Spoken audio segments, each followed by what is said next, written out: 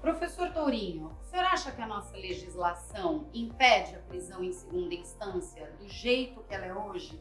O senhor acha que demanda algum tipo de reforma legislativa? Não, a impressão que a prisão em segunda instância é a única que vale, a verdadeira prisão. Se porventura a decisão do segundo grau violentar a lei federal ou um tratado, a pessoa pode entrar com ação revisional em 15 dias, com prazo de com pedido de vista que não passe de 10 dias. E se porventura violentar a Constituição, uma ação ordinária, extraordinária, é o meu entendimento. E o senhor entende que os tratados internacionais e a nossa legislação comportam esse tipo de modificação? Não há nada demais. Não há nada demais. Inclusive, eu fiz um trabalho aqui, em novembro de 89, realizou-se o Pacto de São José da Costa Rica, ao qual o Brasil aderiu pelo Decreto Legislativo número 27 de setembro de 92. E nesse pacto, o artigo 8º, número 8, número 2, artigo 8º, número 2, dispõe: toda pessoa acusada de delito tem direito a que se presuma sua inocência, enquanto não se comprove legalmente sua culpa. Durante o processo, toda pessoa tem direito, em plena igualdade, às seguintes garantias mínimas: direito de recorrer da sentença para o juiz ou tribunal superior. Quando eu li isso aqui, para o juiz ou tribunal superior, eu fiquei pensando, como é que vai recorrer para juiz? E vindo de casa de lá para cá, de Alto de Pinheiros aqui para Palmares, eu lembrei que meu pai era juiz de direito. E nos municípios da Bahia eram termos, e havia o chamado pretor. E os pretores julgavam causas penais de menor importância. E o recurso ia para o juiz de direito, entendeu? Então eu penso que lá em Costa Rica deveria ser a mesma coisa. E a culpa fica comprovada quando o órgão de segundo grau da Justiça mantém a condenação proferida em primeira instância. Não se deve deslembrar que há pouco tempo a Procuradora-Geral da República, doutora Raquel Dodge, requereu a extinção da punibilidade de um crime cujo processo estava num dos escaninhos da nossa Suprema Corte e o prazo prescricional era de 16 anos. Cumpre observar que a sentença penal condenatória transita em julgado e possibilita a sua imediata execução em duas hipóteses: se o condenado não interpuser recurso, b, interposto o recurso e mantida a condenação. Se esgotarem todos os recursos, na segunda instância, embargos divergentes e indeclaratórios, posto existir apenas o duplo grau de jurisdição em todos os ordenamentos. É precisamente nesse momento que a sentença penal condenatória transita em julgado. E na lição de Canotilho, trata-se de explicar que, em matéria penal, o direito de defesa pressupõe a existência de um duplo grau de jurisdição, na medida em que o direito ao recurso integra o núcleo essencial das garantias de defesa constitucional, constitucionalmente assegurada. Agora, o senhor sabe, eu recebi o seu livro, fiquei muito contente, o senhor escreveu recentemente um livro agora sobre o Código de Processo Penal, sobre a reforma, e o senhor faz essa proposta da ação revisional, o trânsito em julgado em segundo grau e a ação revisional nos tribunais superiores, que vai ao encontro da proposta de emenda constitucional apresentada pelo deputado Alex Manente, que é o líder do Cidadania na Câmara dos Deputados, e apresentou uma proposta justamente que vai ao encontro dessa proposta do professor, não é, deputado? Estamos juntos. E eu vou falar um pouco sobre isso. Primeiro, agradecer a doutora Vanessa pelo convite, a oportunidade de estarmos aqui debatendo um tema tão caro à nossa sociedade, tão importante que a sociedade tomou conhecimento nos últimos tempos pelos acontecimentos, especialmente pelo combate à corrupção, à impunidade que foi iniciada na Operação Lava Jato. E eu quero agradecer muito a oportunidade de estar aqui com o professor Dr. Tourinho, que é uma referência para todos nós e que serviu de base, Dr. Tourinho, à nossa emenda constitucional. Quando nós propusemos, nós subsidiamos grande parte do que está escrito e debatido na Câmara dos Deputados através do seu conhecimento, e o senhor provou que está totalmente apto a poder debater na Câmara conosco. E eu quero já fazer o convite, doutora Vanessa, convidá-lo para a comissão especial sendo retomada, para que ele possa ser um palestrante desse tema, porque a presunção de inocência, detalhada como foi pelo senhor, é extremamente importante, porque eu cansei de debater esse tema, tenho uma visão similar ao que o senhor proferiu aqui num belo trabalho que foi desenvolvido. Acho que a presunção de inocência, ela não obrigatoriamente vai até a quarta instância, porque no Brasil parece que quando você fala que a presunção de inocência vai até a segunda instância, que é a última de materialidade, parece que você está cometendo um crime tirando a inocência da pessoa, mas ela já está ali com todas as provas, com todo o mérito julgado, com a culpa ou o dolo eventual de alguma maneira estabelecido, e nós temos um sistema postergatório no Brasil. O senhor colocou muito bem. A verdade é que a terceira e quarta instância, que é um absurdo ter 4 instâncias no Brasil, são apenas postergatórios. Eu fiz um trabalho, doutora Vanessa, durante esse debate na CCJ, e descobri que no Brasil 40% das condenações criminais não tem recurso à segunda instância. A pessoa é condenada na primeira instância, 40% das pessoas não tem recurso à segunda instância. Isso significa que nós estamos trazendo uma legislação para igualar a justiça. Nós temos apenas uma pequena parte rica e poderosa da sociedade que consegue usar essa indústria de recursos. É uma indústria de recursos.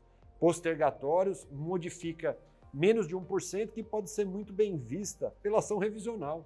Ela não precisa continuar tramitando dessa maneira. Então, fico muito feliz em receber aqui a proposta. O seu livro, professor, o senhor também foi uma referência na minha vida acadêmica, né? Eu sou formado em Direito, tive a oportunidade de debater diversos temas e o seu conhecimento será fundamental para nós conseguirmos colocar o Brasil no mesmo lugar dos países desenvolvidos do mundo. Não é possível permitir, como o senhor disse, um ex-presidente que agora nem condenado em segunda instância é mais. Se eu posso aqui emitir minha opinião, eu acho um absurdo a decisão do Supremo em tornar 3 anos depois do pedido a suspeição do ex-juiz Sérgio Moro. Acho um verdadeiro absurdo, um ambiente político muito mais do que a questão de direito. E nós precisamos fazer com que essa pequena parcela da sociedade, mas que tem muitos indícios de irregularidade, possa cumprir pena como qualquer cidadão comum. Porque a maioria, como eu disse, não consegue chegar até a terceira e quarta instância.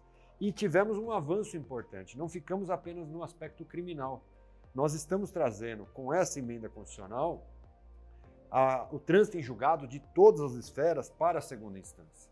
E aí, de fato, vamos fazer da Suprema Corte brasileira o significado efetivo do que é Suprema Corte. Debater temas constitucionais, debater questões que são fundamentais. Os Estados Unidos recebe 100 ações por ano na Suprema Corte. E ainda escolhe no Brasil no Brasil são 25 mil por mês. Então, é impossível que o ministro se debruce sobre o tema. Eu concordo, deputado, e eu acho, já não tenho nenhum problema em dizer, muito pelo contrário, reafirmo aqui que nós apoiamos a tramitação da PEC, porque ela acaba com a discussão se a nossa legislação prevê ou não prevê a possibilidade de prisão em segunda instância. Então, a gente acaba com essa discussão e já faz com que a legislação, por meio de uma emenda constitucional, possa prever o trânsito em julgado antecipado após a revisão pelo Tribunal Superior.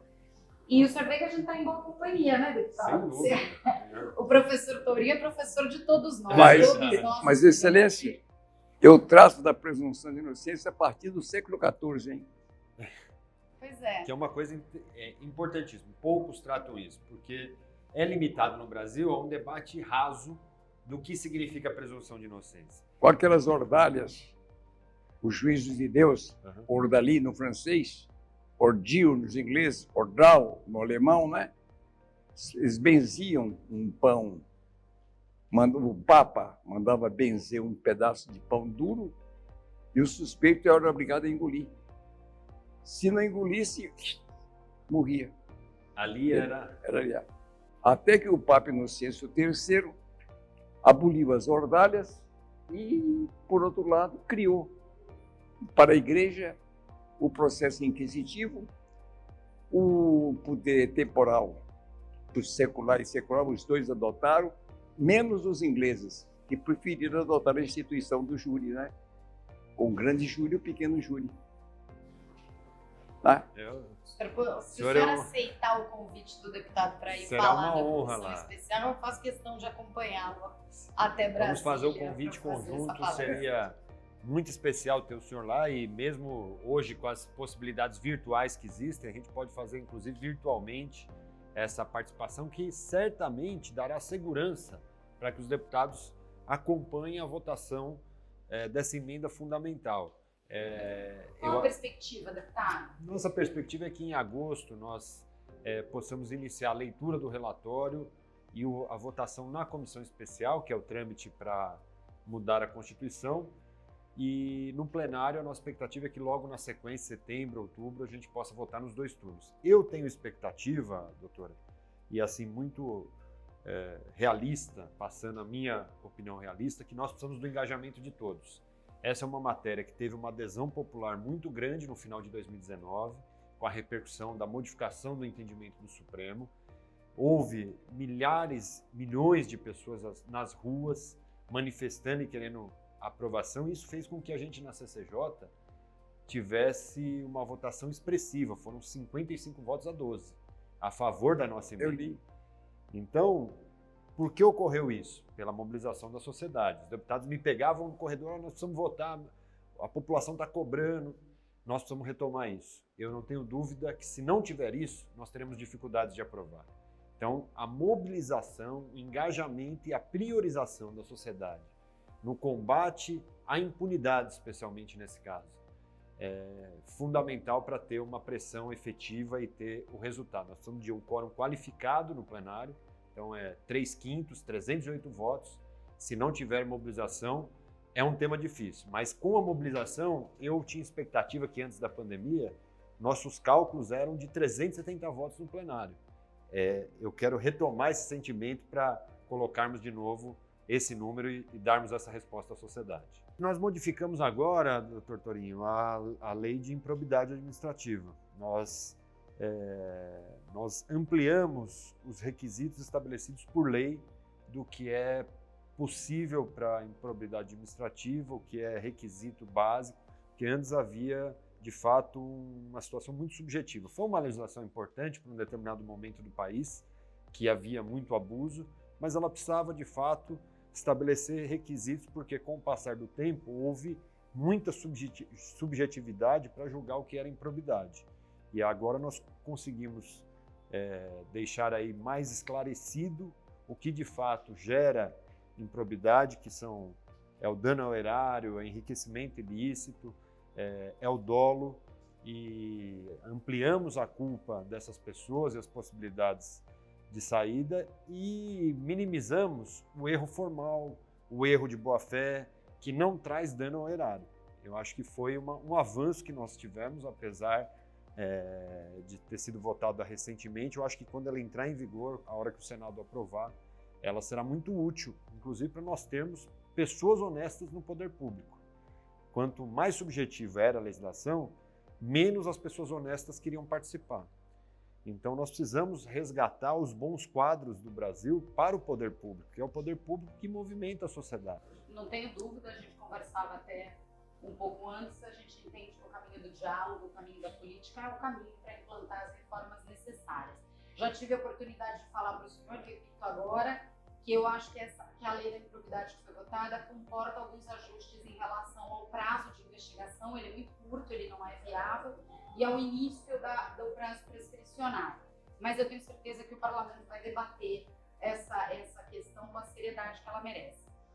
Enquanto a PEC da prisão em segunda instância, deputado, conte com o apoio da PAMAGES, conte com a mobilização da PAMAGES, seja por meio de nota técnica, de elaboração de nota técnica a respeito, seja por meio do incremento desse diálogo com o parlamento, que nós acreditamos muito nisso, nós entendemos que esse diálogo entre nós é muito importante para a construção da democracia, para a construção da legislação, e seja trazendo pérolas como essa para discutir o assunto com o parlamento. Quero agradecer demais a disponibilidade do professor Torinho, do querido professor Torinho, que agora tenho a honra de poder chamar de meu amigo, e o tempo do deputado vindo conversar aqui conosco na nossa casa, na PAMAGES. Para nós é uma honra receber o senhor aqui, deputado. Eu que agradeço, doutora Vanessa, parabenizo o seu trabalho. De fato, você está sempre em Brasília discutindo com o parlamento, ajudando no aprimoramento da nossa legislação, e é fundamental essa sintonia para que vocês possam também trazer opinião, conhecimento jurídico e deem os subsídios necessários para o Brasil ir avançando na sua legislação. Mas quero agradecer mais ainda pela oportunidade de conhecer o Dr. Torinho. Quando nós estivemos lá em Brasília, no meu gabinete, e eu tive a oportunidade de saber do livro que ele gostaria de nos oferecer, para mim foi uma honra e fiz questão, Dr. Torinho, de estar aqui contigo para poder receber o livro, ter esse conhecimento. A PEC me proporcionou uma grande honra, doutora Vanessa, que é defender o sentimento de grande parte da sociedade brasileira na busca de um país que combate a impunidade de fato, mas também me deu o privilégio de conhecer pessoas como o Dr. Torinho. Então, muito obrigado, estamos à disposição. Eu que agradeço estar aqui junto da ilustre presidente da PAMAGES e de Vossa Excelência, o deputado que apresentou esse projeto aí, tá? Obrigado, viu?